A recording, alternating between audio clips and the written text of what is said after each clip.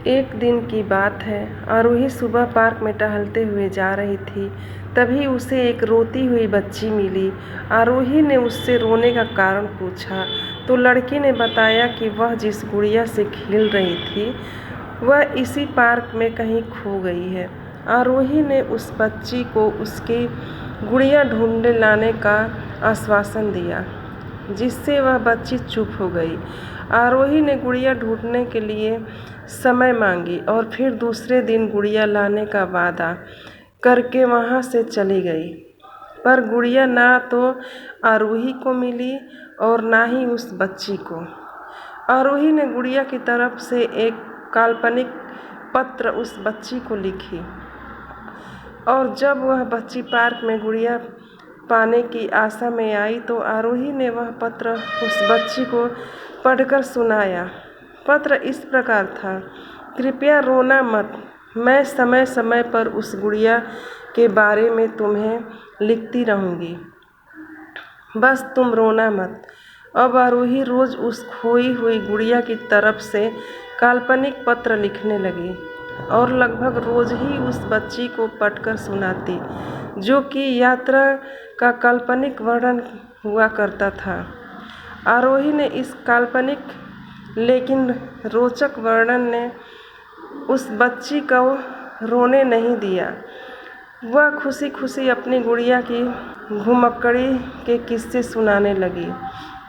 अब वह खुश रहने लगी। एक दिन जब काफ़ी कहानियों के बाद आरोही ने एक दूसरी गुड़िया उस बच्ची को लाकर दी। जाहिर है वह गुड़िया बदली हुई थी। उस बच्ची को अपनी खोई हुई पुरानी गुड़िया जैसे नई लगी तो वह आरोही की ओर देखने लगी। आरोही अनजान बनते हुए गुड़िया में चिपकी एक चीट को निकाल कर पढ़ने लगी। इसमें लिखा हुआ था, यह मैं ही हूँ, तुम्हारी वाली गुड़िया जो पार्क में खो गई थी। दुनिया भर की लंबी यात्रा की वजह से मैं थोड़ी बदल गई हूँ। बच्ची को इस गुड़िया और आरोही पर विश्वास हो गया। वह गुड़िया लेकर घर चली गई।